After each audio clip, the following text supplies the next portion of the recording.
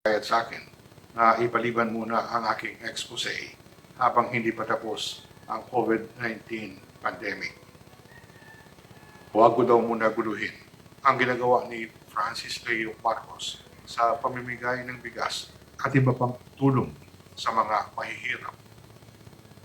Milyon-milyong piso na daw ang ipinalabas ni Norman Mangusin, ang kanyang tunay na pangalan, sa pinimigay na bigas at iba pang tulong sa iba't ibang lugar. Hayaan ko lang daw muna si Norman Mangusin sa kanyang charitable activities.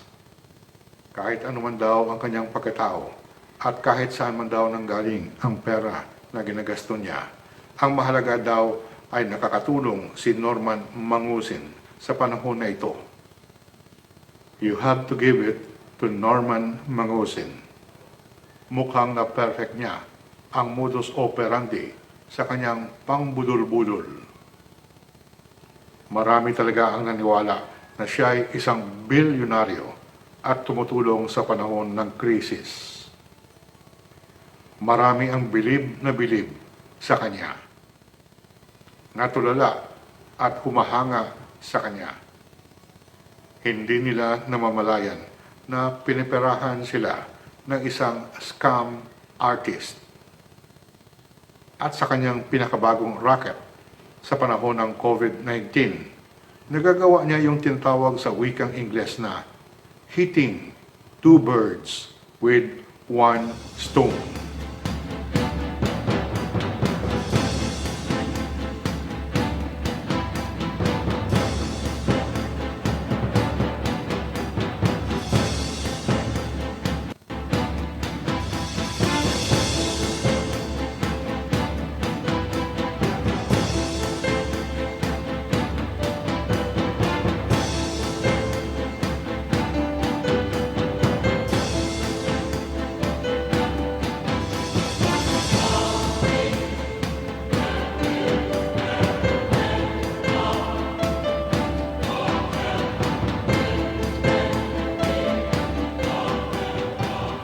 Ako po si Manuel Boy Mejorada na magbibigay na naman ng karagdagang kaalaman tungkol sa pinakabagong racket ni Norman Mangusin, or better known as Francis Leo Marcos.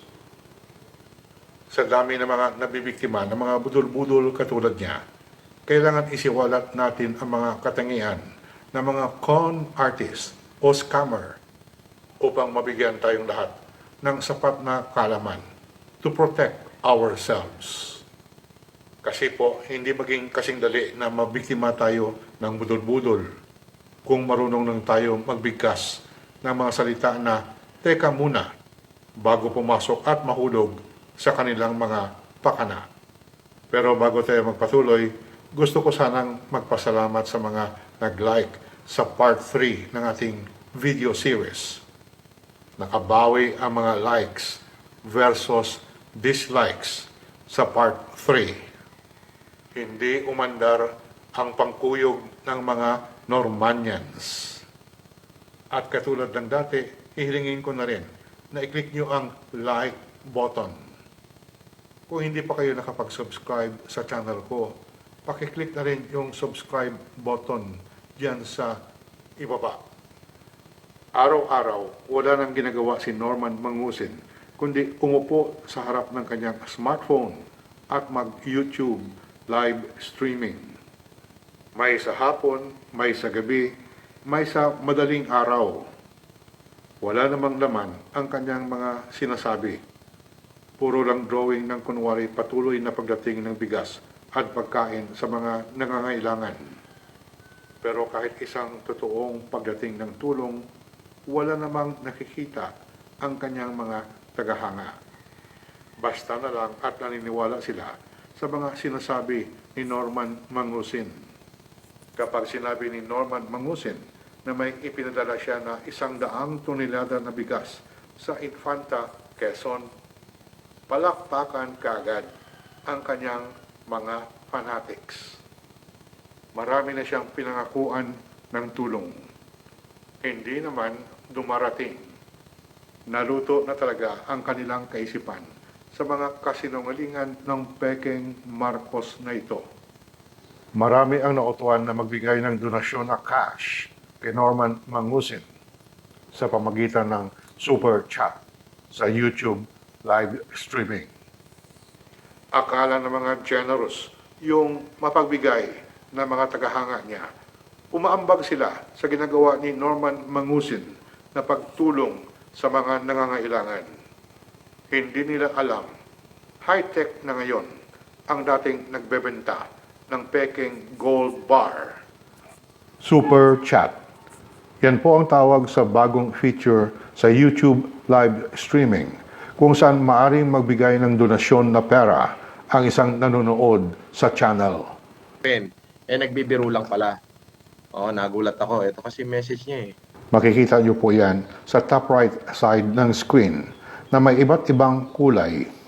Habang nakikipag-ugnayan ang host ng isang vlog sa kanyang mga viewers, may mga generous na tao na nagbibigay ng pera gamit ang kanilang credit card. In the case of Francis Leo Marcos, karamihan sa mga nagsusuporta sa kanya ay mga Pilipino na nasa abroad. Mga magandang loob na tao na gustong makatulong. At dahil may tiwala sila kay Francis Leo Marcos, kusang loob sila na nagbibigay ng iba't ibang halaga ng pera. In euro, US dollar, dinar, yen, at marami pang currency. Natutuwa siyempre si Norman Mangusin. Patok na patok ang kanyang scam. Akala ng mga viewers niya nakakatulong sila sa kapwa. Subalit hindi naman talaga pumupunta sa tulong ang pera. Sa bulsa ni Norman Mangusin lahat nahuhulog.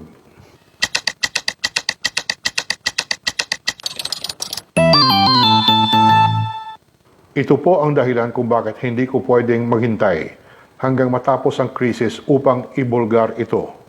Nangyayari na ang scam mula pa noong isang buwan. Dito niya kinokolekta ang pera ng mga naniniwala sa kanya. Katulad ng sinabi ni Professor Maria Konnikova ng Harvard University, hindi niya lantaran na ninanakaw ang pera ng kanyang mga biktima. Binibigay nila ito ng kusang loob. High-tech na ngayon ang pangbudol-budol ni Norman Mangusin. Makikita nyo na hindi naman gaano kalaki ang bawat donasyon. May $5, may 10 euros, may 30 pesos, may 5,000 yen, at iba-iba pang mga halaga. Kung sa peso, it ranges from 50 pesos to 1,000 pesos each.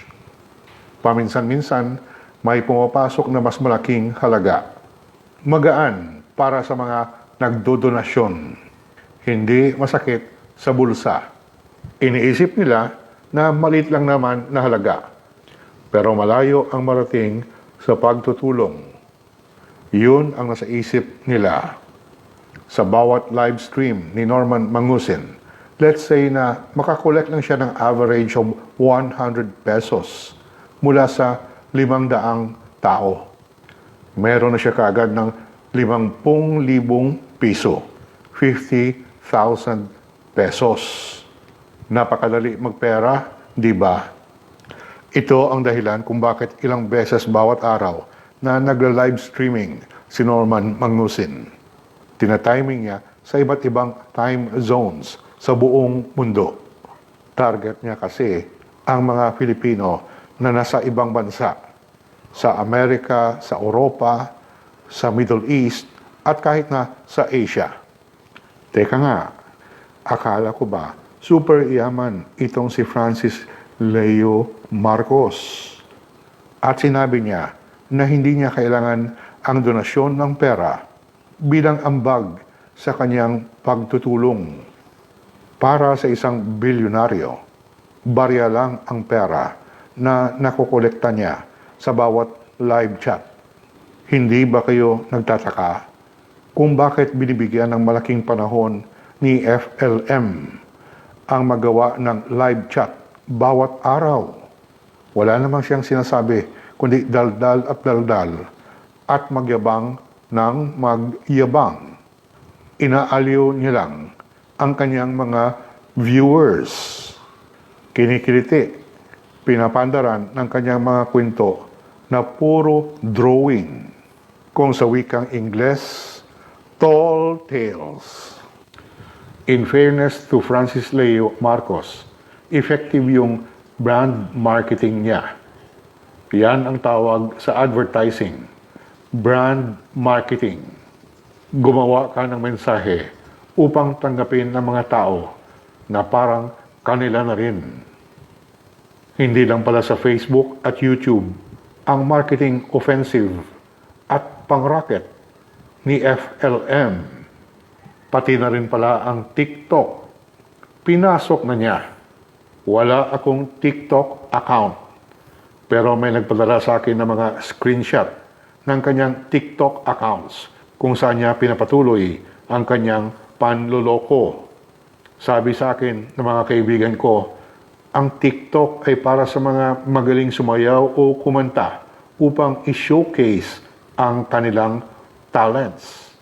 Hindi naman sumasayaw si FLM. Hindi naman siya kumakanta. Pinapakalat niya lang sa TikTok ang kanyang panloloko. Believe ako. More than 90,000 followers na siya doon. Walang patawad talaga si FLM. Sa bawat pagkakataon na makapag-scam, talagang walang pag-aatubili na umaatake. Hindi lang po sa super chat ang kanyang racket sa YouTube, kundi pati na yung monetization na tinatawag. Ang ginawa niya, kumampanya talaga na dumami ang kanyang mga subscribers at marami ang manonood sa bawat live stream. Pagkatapos ng live stream, may mga editor siya at hinahati-hati yung kanyang live stream para marami ang mga video. Tapos pinapadala ito sa iba't ibang mga accounts sa YouTube na kanya rin upang makaani ito ng maraming views. Siyempre, sa bawat view, pera ang kapalit noon. Magkano na kaya ang na-scam ni FLM sa panahon nitong COVID-19 pandemic? Kung totoong nag-fundraising siya upang itulong sa taong bayan, dapat transparent siya. Dapat ipakita niya kung magkano ang napunta na sa bulsa niya. Ay, hindi pala, sa charitable activities. Mahalaga po ang tiwala sa ganitong paghingi ng ambag para sa charity. Pagpasok sa kanyang account, lumaho na ito at hindi na alam ng mga donor kung saan napunta ang kanilang pera. Hindi na nila alam kung nakarating talaga ito sa mga nangangailangan. Unti-unti po na lumalabas na puro empty promise itong ginagawa ni Norman Mangusin. Katulad po sa Barangay Santo Domingo sa Quezon City. Pinabula ni Norman Mangusin na nagpa-deliver siya ng isang truck ng bigas para sa Barangay Santo Domingo. Naniwala naman ang mga residente. Kaya kinailangan pa na magpalabas ang barangay officials ng isang clarification na may dumating nga na isang truck na bigas sa barangay. Pero hindi ito galing kay Francis Leo Marcos, kundi galing sa isang foundation ng Filipino-Chinese family. Nabisto na naman si Francis Leo Marcos. Diyan lang magaling si FLM ang pag-angkin ng hindi sa kanya. Bakit po napakaraming scam na hindi nare-report?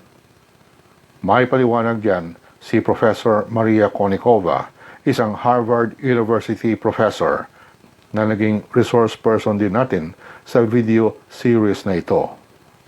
Why do so many cons o scam go unreported? Bakit daw napakaraming kaso ng budol-budol na hindi nga nai-report sa ating kapulisan. Ito po ang sabi niya. 1. We often don't want to acknowledge to ourselves that we've been conned. It's crazy how often you have people who, even when you present them with evidence that they have been conned, that they've been a victim of a scam, refuse to believe it. Ayaw talaga nilang maniwala na na-scam sila. Ito po ang sabi ni Professor Konekova. The other thing is, even if we realize that we have been scammed, we often don't want to let other people know that we've been scammed because we're embarrassed. Ayaw po natin na malaman ng ibang tao dahil nakakahiya po. Nakakaloko nga, pero may mga tao, katulad ngayon sa panahon ng COVID-19, na ayaw maniwala na biktima sila ng scam. Kahit ipakita mo pa ang ebidensya. Mahabang usapan pa po ito ang issue tungkol kay Francis Leo Marcos or Norman Mangusin in real life. Susuriin natin ang pananaliksik ng mga psychologists tungkol sa pag-unawa kung bakit ang mga katulad ni Norman Mangusin ay patuloy pa nakakapangloko. Abangan niyo po ang part 5 ng ating investigative report.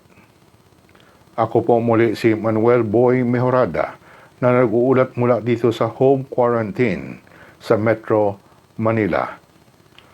Maraming salamat po sa patuloy niyong panonood sa mga videos ko.